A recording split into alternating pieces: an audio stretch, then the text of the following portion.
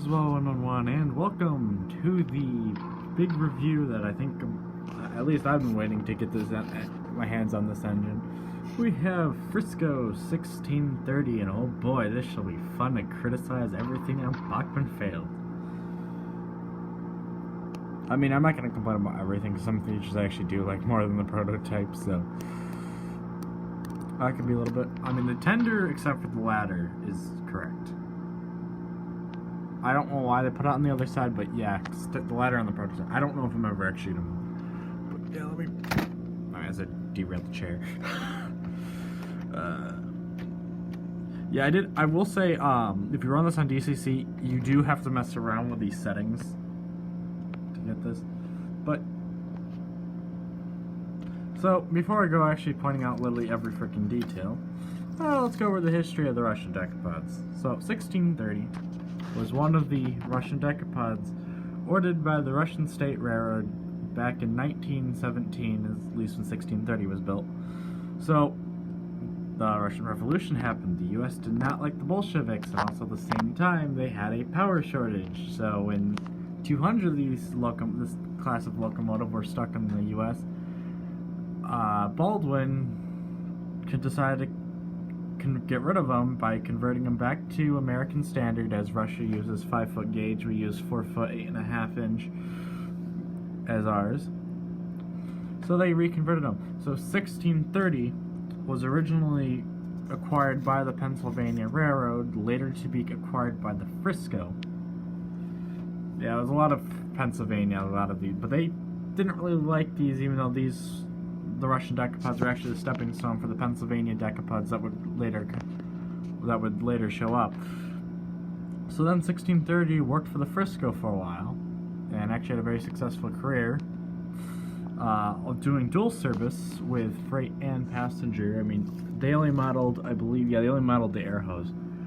On the real thing, there's a shorter hose. I don't know if I'm actually going to do it, but that's actually for cap signaling. It's not functional right now because we don't have some of the stuff for it, let alone our passenger cars don't host it. So, after, toward the beginning of the transition era, instead of being scrapped, 1630 was then sold to the Eagle Pitcher Railroad, which 6 Frisco Russian decapods, I believe it was 6, were purchased by Eagle Pitcher, which was a short line, I believe it was short line mining. I know it was a mining company, but I don't know if it was a short line, I believe it was considered a short line. But served there. So all 6, or however many they bought, were all donated to railroad museums. So none of the ones that Eagle Pitcher bought were scrapped.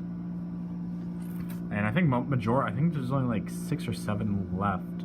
I think they're either all Frisco or one isn't, but I think the majority of them are Friscos. So, out of all, then it was donated to the Illinois Railroad Museum, and the rest is history. Got restored, it's ran, got restored again, and it's operational as of right now. And the season's almost over for the year, so if you do want to get a chance, I'd probably do it in, like, at least recommend this weekend, as they're running it like 8 p.m. So, or at least that's what the schedule says. I don't know if they're gonna do it, but whatever. Now, let's go on with the detail. Like I said, the tender's mostly correct. Tender's in the wrong spot, but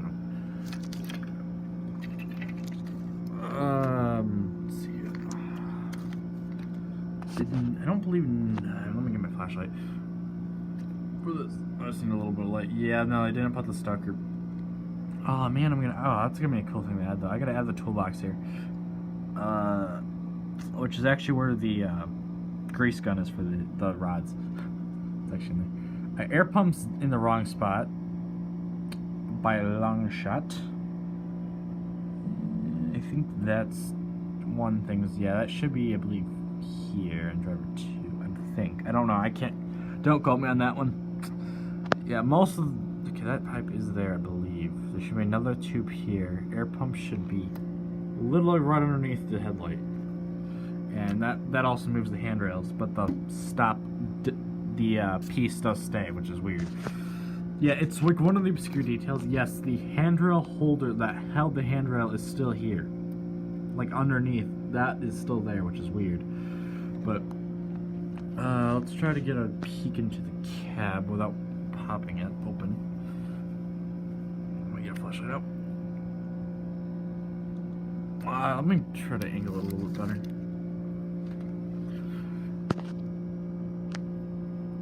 If I get some flashlight in there. So for the most part, even when you can see, yeah, the throttle's in the right spot.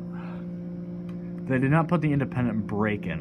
I did see that. An independent brake, fireman and engineer. I just realized the freaking floor piece went down again, but whatever. Because I've had a cab ride, so on its engine once. So where was that? Well, on the tender. This is fireman's side. Literally standing between the footplate, which doesn't really reach easily, and I got wiring there right now, so. Because apparently when I hooked it up, I didn't do that right, so. But because it'd be the footplate would be would should go here actually, but I didn't set it up right to do that. I literally have to unhook the wires. But the step on the tender, which these are no, these are not the right steps technically. Because this is another one that Style Baldwin did. So. Oh, okay. I see what they did that. That was just for the wiring. They didn't just put a step here. Okay, so they just kind of skipped a step. I mean, yeah, but the sizing on the bottom is correct. But I was basically like top step, kind of standing there. This engine does have a stoker on it, not operational. So if anyone's wondering what this is the doghouse for the lead brakeman, which now is just used for storage. Let's see here. Whistle. I mean, okay, dynamos there. Yep, that's correct. Safety valves. Yep. Stand up. The only thing wrong really here is the steps because they're different now. I kind of like the ladder better. Like the ladder seems a lot more safe than what it actually is. Drivers, yeah, okay. And my biggest thing would be okay. They don't have the wide tires, but I mean that kind of makes sense what they didn't. Because A1, you literally have to make special wheels just for the drivers. Yeah, because that's kind of the big reason why it doesn't go out into like the main lines, is because there's the fear of, you know, breaking a switch just because of the oversized tires. Because they're a little bit wider than standard. But yeah, it does run fine. Sound, I will say, we'll hear that in a second. But yeah, it's a 210 out. Oh my god, I gotta really up such contrast. I just realized that. Oh god.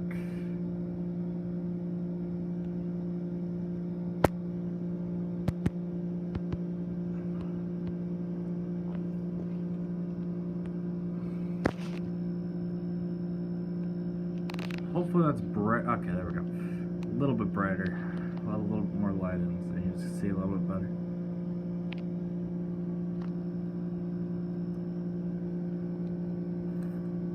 Yeah, this is more of a, these engines are more of a Russian design, so technically. But yeah, let's put her on the tracks and let's. I really like.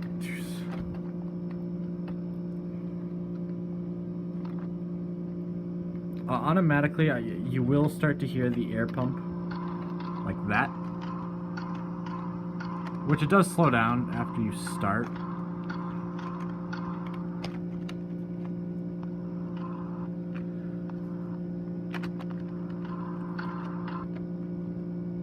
But because of the fact that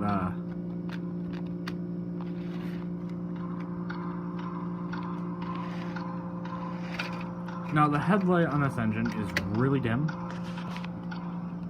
which I've reversed, but they're basically the same brightness. Let's go to the tender light. Yeah, really dim. Yeah. Every time you hit to change directions, it makes a sound. So. Yeah, it's really freaking dim.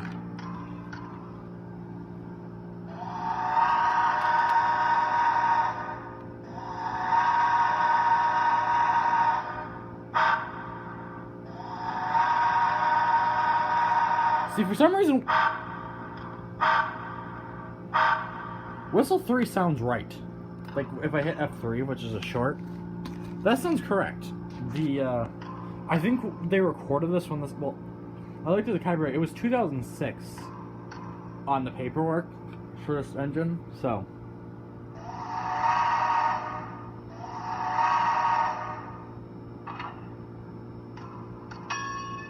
But I'm just gonna move a little. This is one speed step.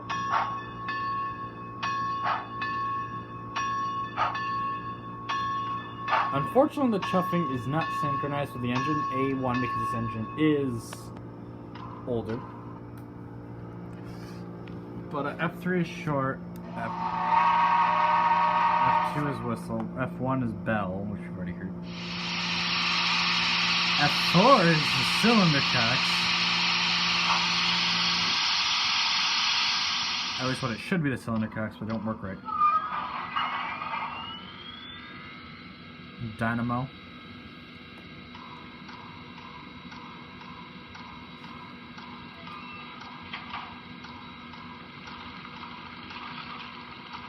Okay, that sounds like water. 7. Yeah, 7's coupler. Okay, so let's.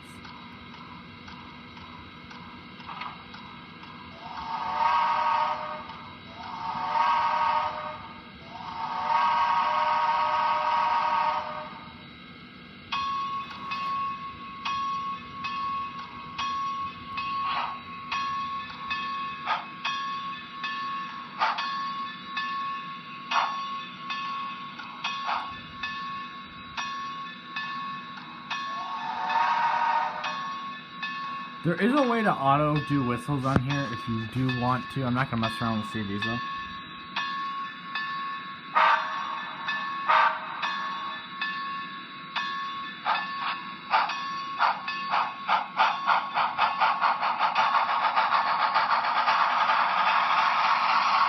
This is full speed, by the way.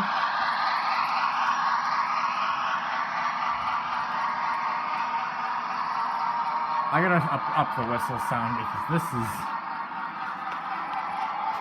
Whistle and bell needs to be upped.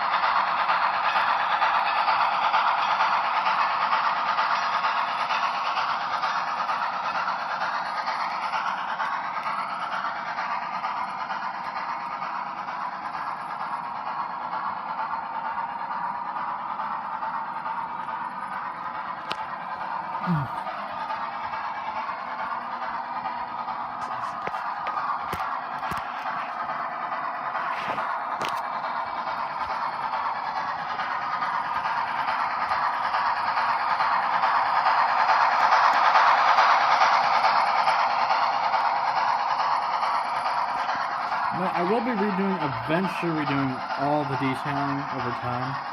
Not everything, no. But I also got,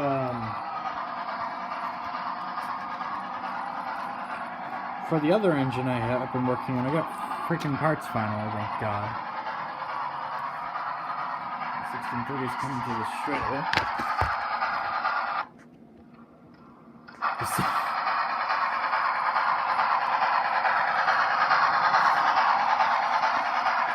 One of the cells to die, like,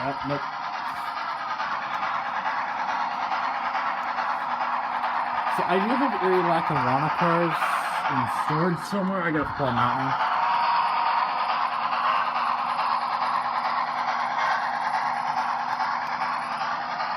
Go back to my usual speed step.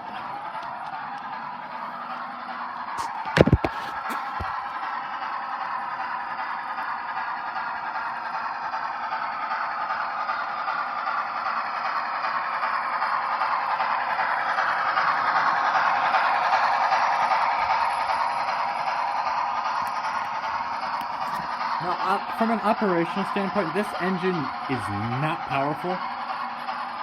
I tried having it pull those freight cars, I couldn't do it.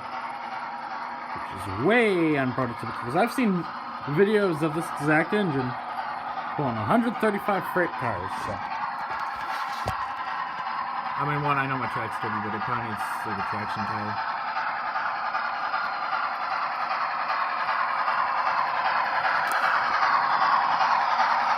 But anyways, with that, I thank you guys all for watching, and if you do like what I'm saying, please consider clicking the like and subscribe button, it'd be greatly appreciated.